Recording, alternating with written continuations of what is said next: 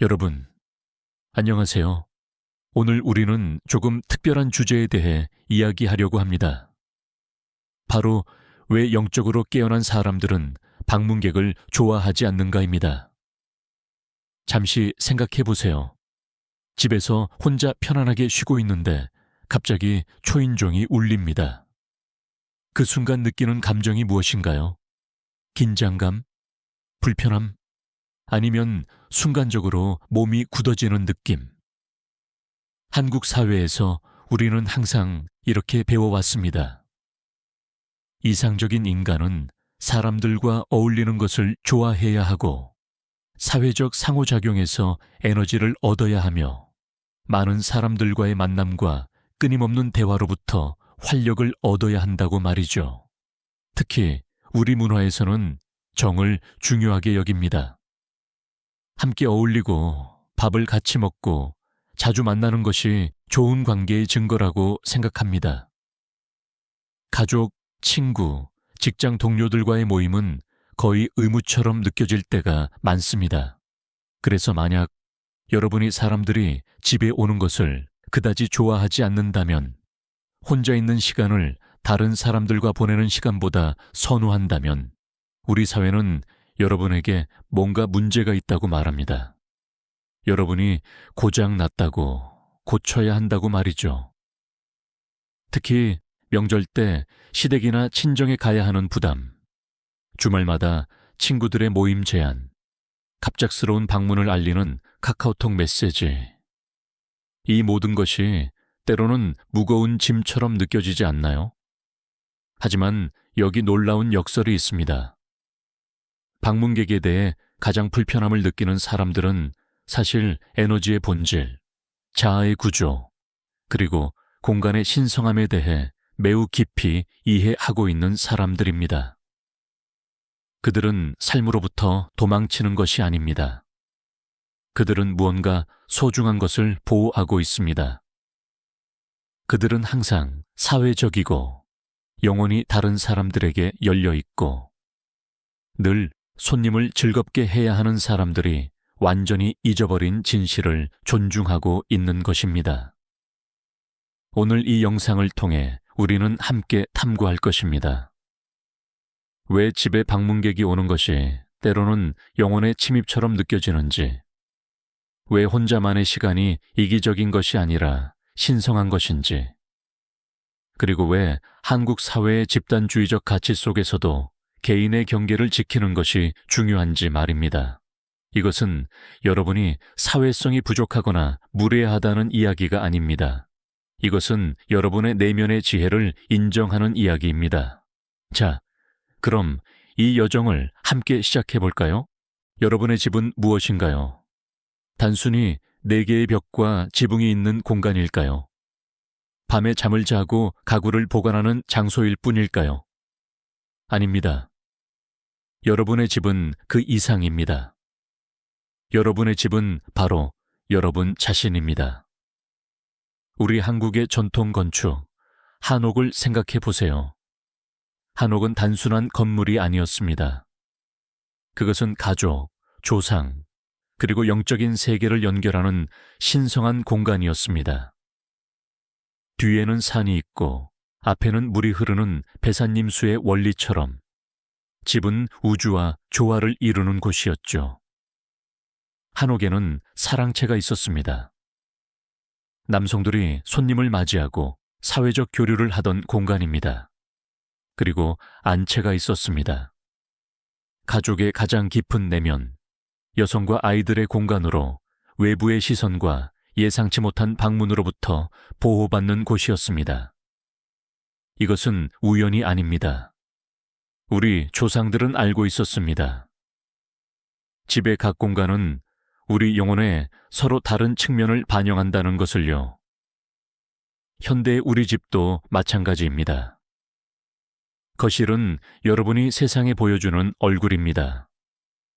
깨끗하게 정리되어 있고 손님을 맞을 준비가 되어 있는 공간이죠. 하지만 침실은 어떤가요? 그곳은 여러분의 가장 깊은 취약성, 가장 진실한 모습이 있는 곳입니다. 그래서 누군가가 여러분의 집에 들어올 때 그들은 단순히 문을 통과하는 것이 아닙니다. 그들은 여러분의 영혼 자체로 들어가는 문턱을 넘는 것입니다. 한번 상상해 보세요. 회사에서 긴 하루를 보낸 후 집에 돌아올 때 무엇을 하고 있는 건가요? 하루 종일 눈치를 보며 사회적 가면을 쓰고 직원, 친구, 책임감 있는 어른의 역할을 하다가 마침내 집에 돌아와서는 무엇을 하나요?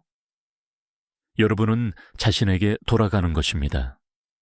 가면을 벗습니다. 경계를 내려놓습니다. 마침내 숨을 쉽니다. 집은 여러분이 연기를 멈추고 진정한 자신이 되는 곳입니다. 체면을 유지할 필요가 없고 다른 사람의 기대에 부응할 필요가 없는 유일한 공간입니다. 그런데 갑자기 초인종이 울립니다. 그 순간 여러분은 다시 가면을 써야 합니다. 사회적 자아를 활성화해야 합니다. 작은 이야기를 나누고 친절하게 대하고 훌륭한 주인 역할을 하는 그 버전의 자신 말이죠. 심지어 여러분 자신의 성역에서도 여러분은 다시 연기 모드로 돌아가야 합니다. 이것이 놀라운 일인가요? 여러분 안에 무언가가 움츠러드는 것이 당연하지 않나요? 유교 철학에서 집은 신성한 공간, 거의 사원과 같은 곳으로 여겨집니다. 그래서 우리는 집에 들어갈 때 신발을 벗습니다. 이것은 단순히 청결의 문제가 아닙니다. 이것은 존중의 문제입니다. 집에 대한 존중, 다른 사람에 대한 존중, 그리고 자기 자신에 대한 존중입니다. 그런데 만약 집이 그렇게 신성한 공간이라면, 여러분 자신의 영혼의 사원이라면 누가 그 문턱을 넘을 수 있는지 선택할 권리가 여러분에게 있지 않을까요? 여러분의 집은 단순한 물리적 구조가 아닙니다. 그것은 여러분의 내면 세계의 물리적 표현입니다. 모든 방, 모든 구석, 모든 조용한 공간은 여러분 정신의 어떤 측면을 반영합니다. 그리고 누군가가 그 공간에 들어올 때 그들은 여러분의 내면의 평화를 방해하는 것입니다. 의도가 좋더라도 사랑하는 사람이더라도 말입니다. 이것이 바로 방문객에 대한 저항이 단순한 사회적 회피가 아닌 이유입니다. 이것은 여러분의 영혼을 보호하려는 본능입니다. 한국 사회에는 매우 중요한 개념들이 있습니다. 눈치와 체면입니다. 눈치는 방 안의 분위기를 읽는 능력입니다. 다른 사람의 감정과 기대를 감지하고 그에 따라 행동하는 것이죠. 체면은 여러분의 명예와 평판, 그리고 다른 사람들 앞에서 유지해야 하는 얼굴입니다. 이 두 가지는 한국 문화의 핵심입니다. 하지만 동시에 엄청난 무게이기도 합니다. 왜냐하면 이것은 여러분이 항상 가면을 쓰고 있다는 것을 의미하기 때문입니다. 여러분의 진짜 모습과 여러분이 보여주는 모습 사이에는 항상 강역이 있습니다. 한국어에는 아름다운 개념이 있습니다. 겉과 속, 바깥과 안. 여러분이 세상에 보여주는 것과 실제로 내면에서 느끼는 것입니다. 건강한 사회에서는 이 둘 사이에 균형이 있어야 합니다. 하지만 많은 사람들에게 겉은 점점 두꺼워지고 속은 점점 더 숨겨집니다. 가면은 너무 무거워져서 벗을 수 없게 됩니다. 직장에서 여러분은 가면을 씁니다. 상사와 대화할 때, 동료들과 점심을 먹을 때, 고객을 만날 때, 여러분은 끊임없이 눈치를 보고 체면을 유지하고 조화를 지키려고 노력합니다.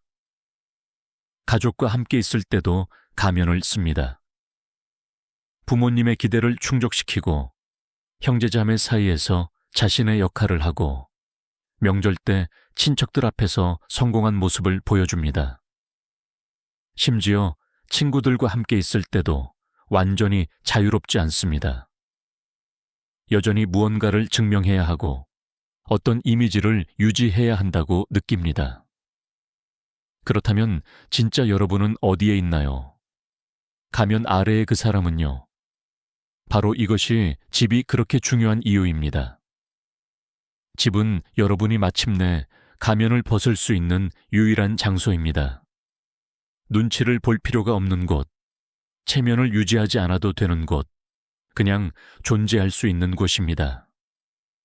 하지만 방문객이 오면 어떻게 될까요?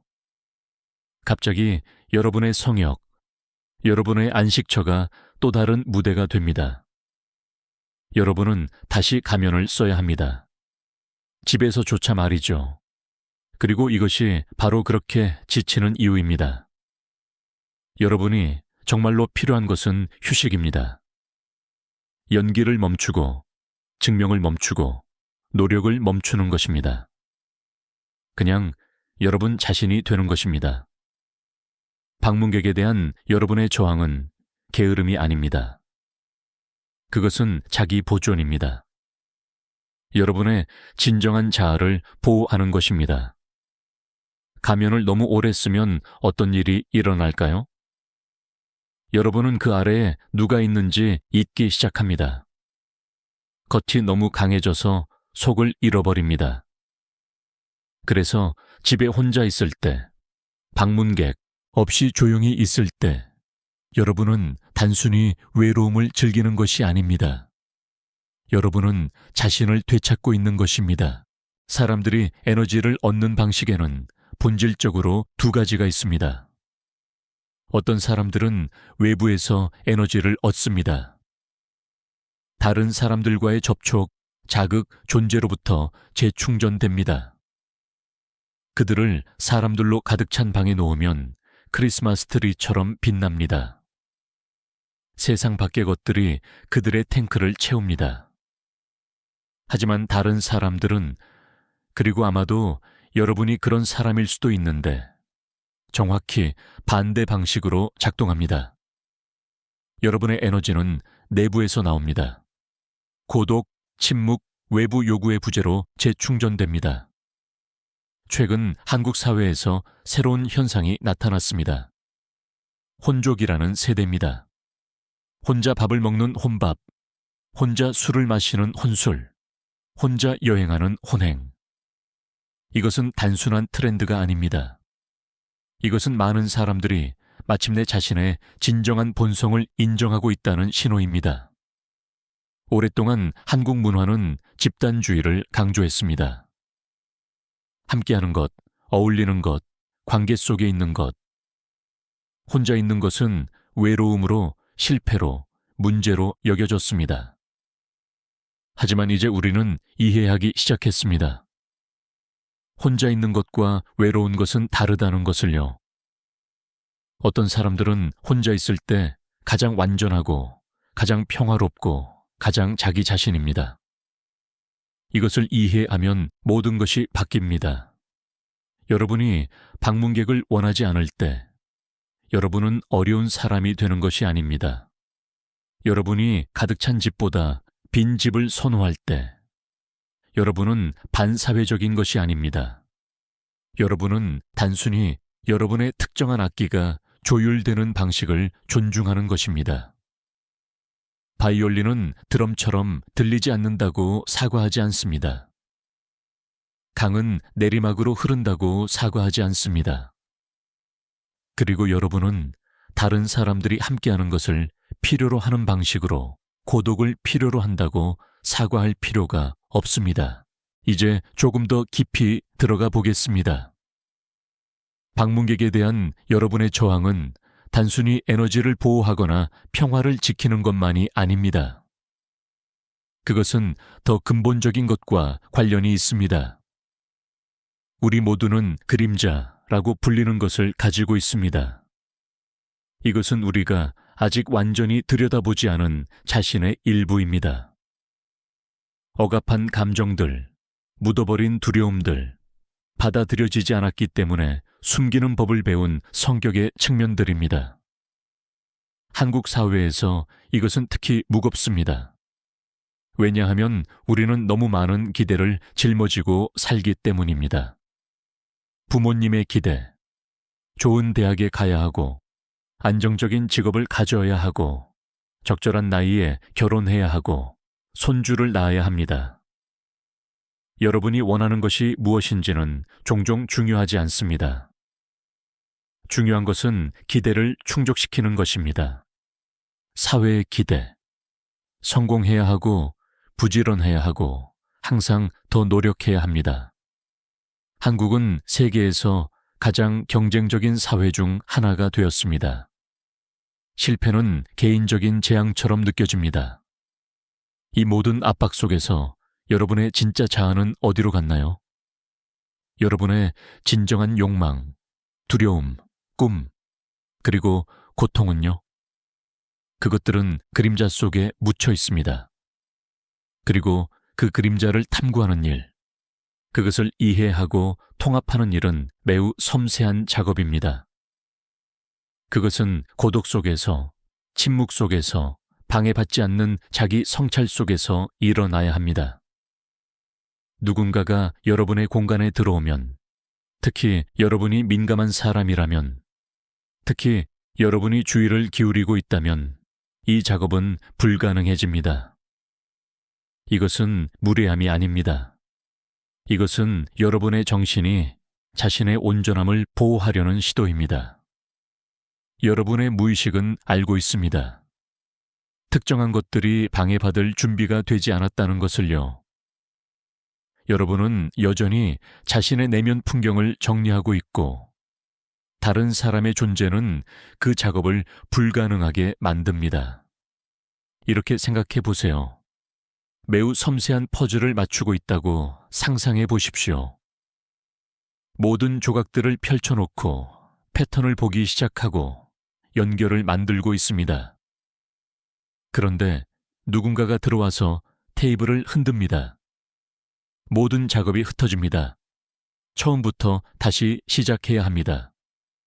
그것이 바로 자기 이해의 깊은 작업을 할 때 방문객이 느껴지는 방식입니다.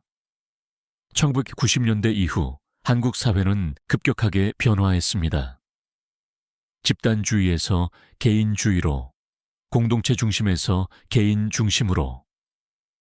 이것은 자유를 가져왔지만 동시에 새로운 부담도 가져왔습니다. 이제 여러분은 모든 것을 스스로 해결해야 합니다. 공동체의 지원 없이 여러분은 혼자서 인생의 의미를 찾고 자신의 정체성을 만들고 자신의 길을 개척해야 합니다. 이것이 바로 혼자만의 시간이 그렇게 중요한 이유입니다. 여러분은 단순히 쉬고 있는 것이 아닙니다. 여러분은 자신이 누구인지 알아내고 자신의 그림자를 통합하고 진정한 자아를 구축하는 필수적인 작업을 하고 있는 것입니다. 그리고 이 작업은 방해받을 수 없습니다. 이것은 신성한 일입니다. 이제 거의 아무도 이야기하지 않는 또 다른 차원에 대해 이야기해 보겠습니다. 바로 상징적 차원입니다. 여러분의 집은 단순한 물리적 공간이 아닙니다. 그것은 상징입니다. 여러분의 영혼의 상징입니다. 심리학에서 우리가 집에 대해 꿈을 꿀 때, 우리는 자신에 대해 꿈을 꾸고 있는 것입니다. 집의 각 부분은 우리 정신의 다른 측면을 나타냅니다. 거실은 여러분이 세상에 제시하는 자아입니다. 여러분의 사회적 얼굴, 여러분의 공적 페르소나입니다. 한국 전통에서 이것은 사랑채였습니다. 손님을 맞이하고 업무를 보고 공식적인 관계를 유지하는 곳이었죠.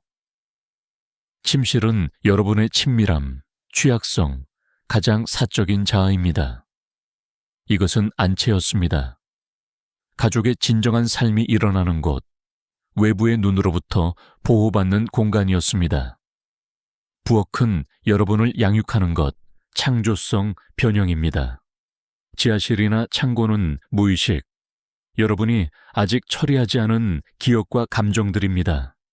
그래서 누군가가 여러분의 문턱을 넘을 때, 누군가가 여러분의 집에 들어올 때, 그들은 단순히 건물로 걸어 들어가는 것이 아닙니다. 그들은 신성한 영역으로 들어가고 있습니다. 그들은 여러분 존재의 사원으로 발을 들여놓고 있습니다. 한국 문화에서 이것은 깊이 이해됩니다. 그래서 우리는 집에 들어갈 때 신발을 벗습니다. 이것은 청결에 관한 것만이 아닙니다. 이것은 전환에 관한 것입니다. 외부 세계에서 내부 세계로, 공적 영역에서 사적 영역으로의 전환입니다. 안과 밖이라는 개념, 이것은 한국 철학과 건축의 핵심입니다. 밖은 사회, 의무, 역할의 세계입니다. 안은 가족, 진실, 진정한 자아의 세계입니다. 그리고 만약 여러분이 내면의 삶을 진지하게 받아들이는 사람이라면, 자신의 영혼의 풍경을 이해하려고 노력하는 사람이라면, 방문객을 맞이하는 것은 치매처럼 느껴질 수 있습니다. 그들이 좋은 의도를 가지고 있더라도, 그들이 여러분이 사랑하는 사람들이더라도 말입니다. 왜냐하면 자신이 되는 진정한 작업, 실제 작업은 사적으로 일어나기 때문입니다. 그것은 침묵 속에서 일어납니다. 그것은 여러분이 혼자 생각, 감정, 질문, 두려움과 함께 있을 때 일어납니다. 그것은 공연할 사람이 없을 때, 기쁘게 할 사람이 없을 때, 충족시켜야 할 기대가 없을 때 일어납니다. 1990년대 이후 한국 사회가 급격하게 개인주의화되면서 우리는 새로운 도전에 직면했습니다. 우리는 더 이상 집단의 정체성에만 의존할 수 없습니다. 우리는 자신만의 정체성을 구축해야 합니다. 이것은 자유를 가져왔지만 또한 무거운 짐도 가져왔습니다. 이제 우리는 혼자서 의미를 찾고 목적을 발견하고 진정한 자아를 이해해야 합니다. 그리고 이 작업은 고독 속에서만 가능합니다. 이제 핵심 질문에 도달했습니다. 왜 고독이 그렇게 필수적인가? 답은 간단하지만 심오합니다. 진정한 자기인식은 오직 고독 속에서만 일어난다는 것입니다. 다른 사람들과 함께 있을 때 여러분은 항상 부분적으로 그들에게 반응하고 있습니다. 여러분의 주의는 분산됩니다. 여러분의 에너지는 외부로 향합니다. 눈치를 보고 체면을 유지하고 관계를 관리하고 있습니다. 하지만 혼자 있을 때는 무슨 일이 일어날까요? 마침내 여러분은 내면을 들여다볼 수 있습니다. 외부의 요구 없이, 사회적 역할 없이, 충족시켜야 할 기대 없이 여러분은 자신의 생각, 감정, 그리고 진실과 마주할 수 있습니다. 1990년대 이후 한국 사회는 극적으로 변화했습니다. 1997년 외환위기는 단순한 경제적 충격이 아니었습니다. 그것은 우리 사회구조 전체를 재편했습니다. 국가와 기업이 평생 고용을 보장하던 시대가 끝났습니다. 집단의 보호가 사라졌습니다. 갑자기 개인은 홀로 남겨졌습니다. 각자 도생, 스스로 살아남아야 합니다. 이것은 자유를 가져왔지만 동시에 엄청난 부담도 가져왔습니다. 이제 여러분은 혼자서 모든 것을 해결해야 합니다. 직업을 찾고, 경력을 쌓고, 집을 사고, 결혼을 하고, 아이를 키우고, 노후를 준비해야 합니다. 공동체의 지원 없이 여러분은 모든 무게를 혼자 짊어져야 합니다. 이것이 바로 혼자만의 시간이 그렇게 중요한 이유입니다. 여러분은 단순히 쉬고 있는 것이 아닙니다. 여러분은 생존하기 위해 필수적인 작업을 하고 있는 것입니다. 자신이 누구인지, 무엇을 원하는지, 어디로 가고 있는지 알아내는 작업입니다. 한국의 혼족 문화, 혼밥, 혼술, 혼행은 단순한 유행이 아닙니다. 이것은 새로운 현실에 대한 적응입니다. 사람들이 마침내 인정하고 있는 것입니다. 혼자 있는 것이 외롭지 않다는 것을, 실제로 그것이 필수적일 수 있다는 것을요.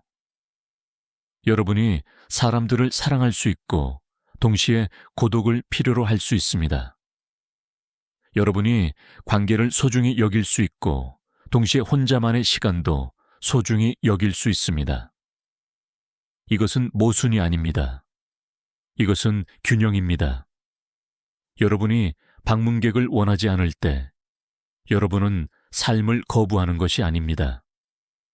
여러분은 그것을 존중하고 있는 것입니다. 여러분은 내면의 세계가 중요하다고, 평화가 중요하다고, 에너지가 중요하다고 말하고 있습니다. 여러분은 사회적 기대의 재단에 자신을 희생하지 않을 것이라고 말하고 있습니다. 그리고 이것은 용기 있는 행동입니다. 왜냐하면 세상은 여러분이 틀렸다고 말할 것이기 때문입니다. 하지만 완전히 정직한 그 깊은 곳에서 여러분은 진실을 알고 있습니다. 혼자 있을 때 여러분은 어느 때보다 더 자기 자신입니다. 침묵은 집으로 돌아오는 것처럼 느껴집니다. 고독은 공허함이 아니라 충만함입니다. 역사를 통틀어 모든 문화에 하나의 오래된 원형이 나타납니다. 은둔자입니다. 홀로 사는 현자, 사회에서 물러난 사람, 고독 속에서 지혜를 찾는 사람. 이 인물은 실패자가 아닙니다. 사람들의 세상에서 성공하지 못한 사람이 아닙니다. 이것은 다른 것을 선택한 사람입니다.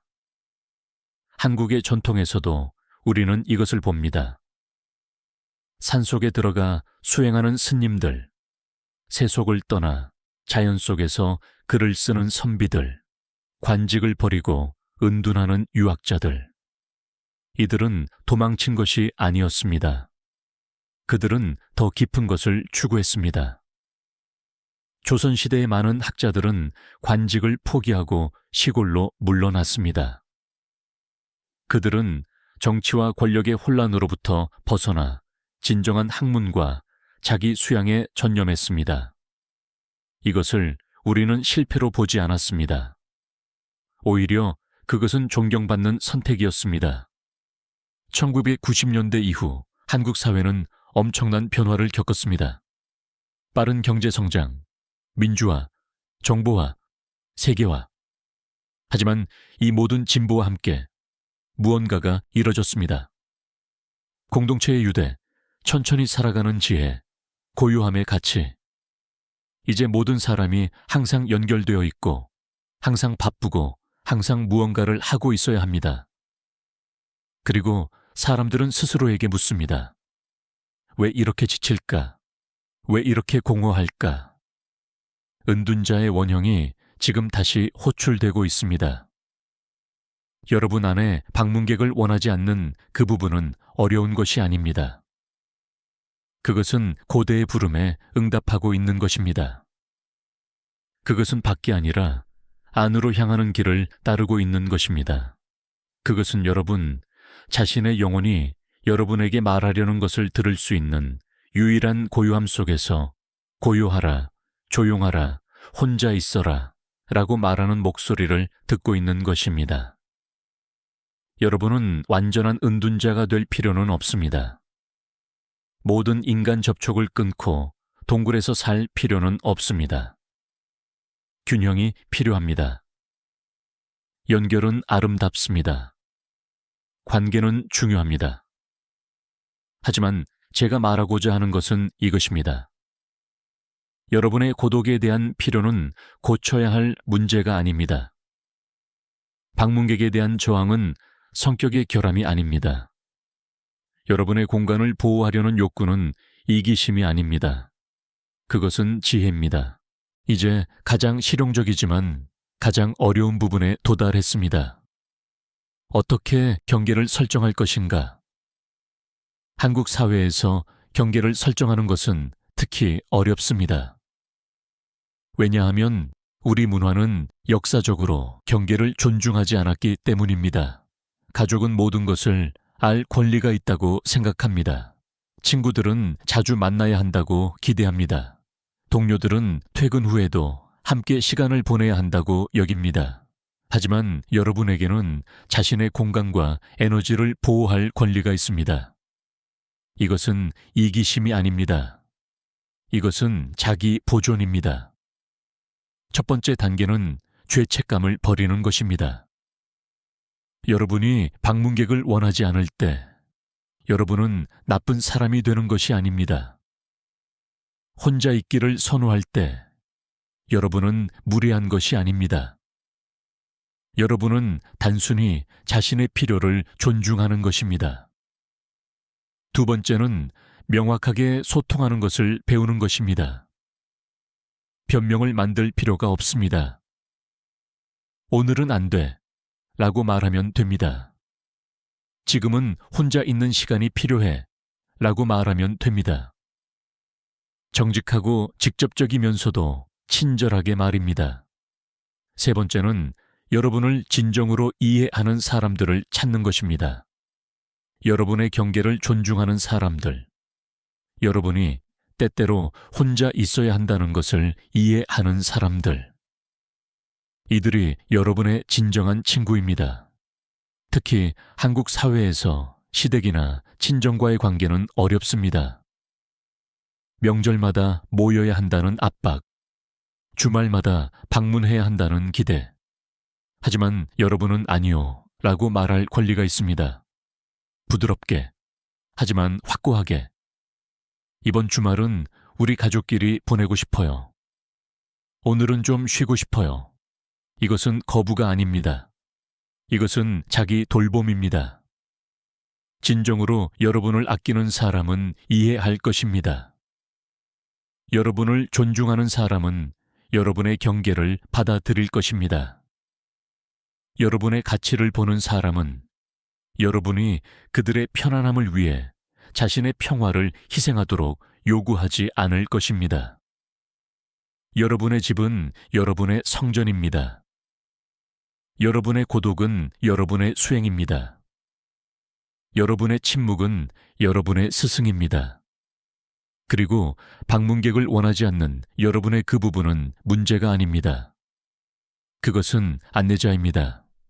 그것은 여러분 자신에게로 가는 길을 보여주고 있습니다. 여러분의 고독에 대한 필요는 고쳐야 할 문제가 아닙니다. 그것은 지혜입니다. 우리는 카카오톡과 소셜미디어로 끊임없이 연결된 시대에 살고 있습니다. 사람들은 혼자 있는 법을 잊어버렸고 영혼이 침묵을 필요로 한다는 것을 잊었습니다.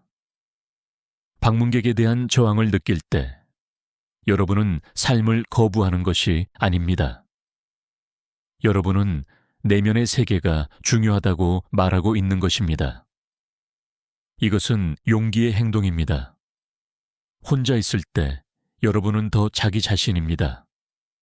고독은 공허함이 아니라 충만함입니다. 세상은 깊이 파고드는 사람들, 침묵 속에서 풍요로움을 찾는 사람들도 필요합니다.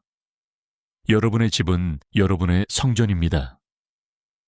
여러분의 고독은 여러분의 수행입니다. 다음에 방문객에 대한 저항을 느낄 때 그것을 판단하지 마세요. 그것이 말하는 것을 들어보세요. 여러분은 자신을 위해 공간을 지킬 수 있습니다. 필요하다면 문을 닫으세요. 고요함 속에 앉으세요. 여기에서 여러분은 자신을 찾고 완전해집니다. 이 영상이 도움이 되었다면 좋아요와 구독 부탁드립니다. 댓글로 여러분의 경험을 공유해 주세요. 기억하세요. 고독 속에서도 여러분은 결코 혼자가 아닙니다. 감사합니다.